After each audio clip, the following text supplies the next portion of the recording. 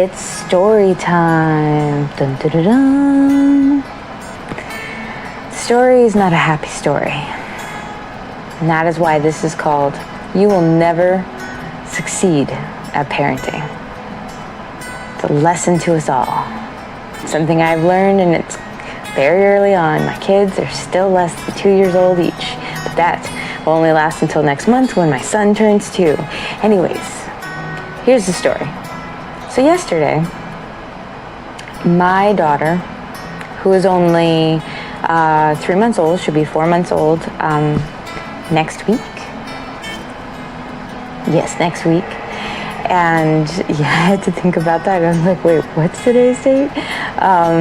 So she'll be 4 months old, and she's still really, really tiny. She's so cute. I love her so much, but we all love our own kids, right? And seriously, we all think our kids are adorable, but I am so in love with my daughter. She's so adorable. And then my son, he makes these super cute faces. I'm just such a happy mommy. But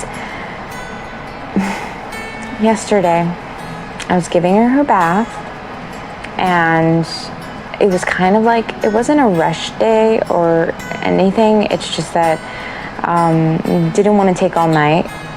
Things were kind of started a little later for the nighttime routine, so giving her a bath, and I figured, well, let me just end this a little bit early, and then my son was going to take his bath. My husband typically does bath time with my son, and I do bath time with my daughter, because it's just, I'm very attached to my daughter these days. She's very attached to me, so it's a little bit easier for me and her. And then my son is obsessed with my husband, so you can see my point here. The children get their favorite parent for bath time. And I'm hurrying up and everything, and I finished up with bath time, but just finished, and I was about to just get her into her nighttime outfit, nighttime onesie, very basic, comfortable onesie, and I accidentally knocked her head on the side of the door because I was walking. She was being held, and I didn't realize I was so close to the door. And she started crying hysterically, and I thought, she'll be okay, because it was just a little head bonk. And the thing is, it was just a little head bonk. But then I looked at her head, and she kept crying and crying, and she got a good goose egg on it, right where she also had a mosquito bite. I didn't mean to, and today it was completely fine. It went back down, and don't worry, I was definitely monitoring her. I knew the difference between a major head hit and like a big deal versus something tiny.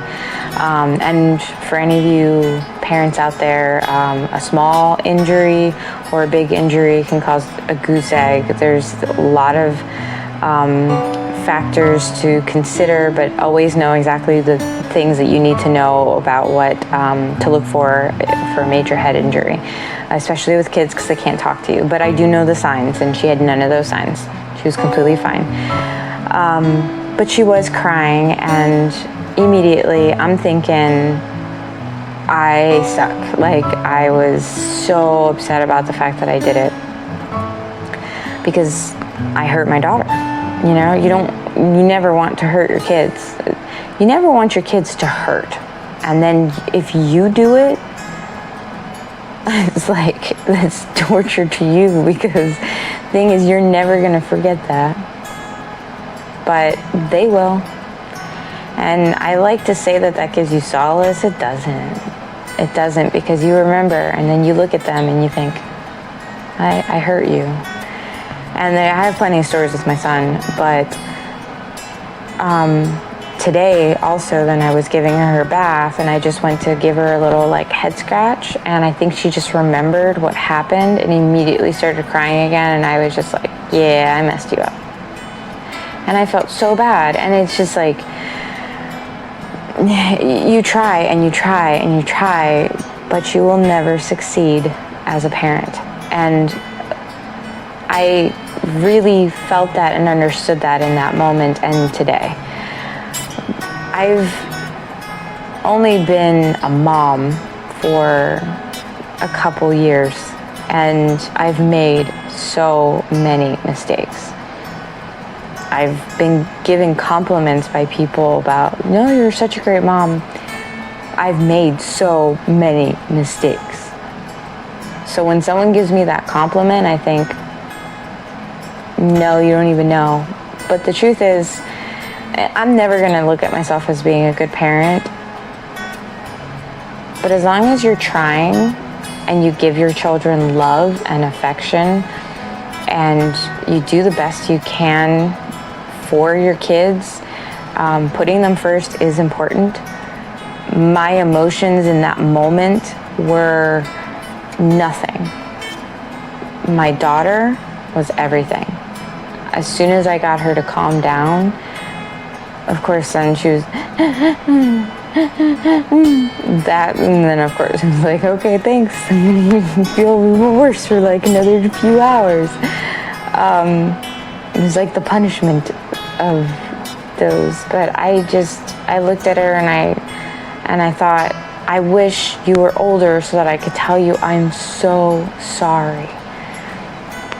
But it happened.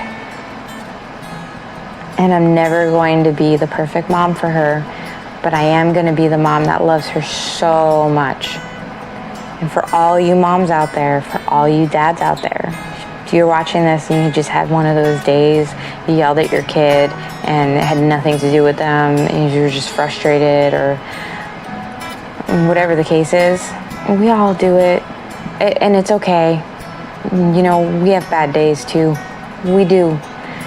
And if you're always trying to be the perfect parent, you're gonna just destroy yourself, because how can you be a perfect parent? Honestly, if you were a perfect person before you had kids, and if someone just said they were, I worry about you. You might be a good parent, but I worry about you if you think you were a perfect person before. But anyways, if you were a perfect person before you had kids, and then you had kids, you'll be a perfect parent.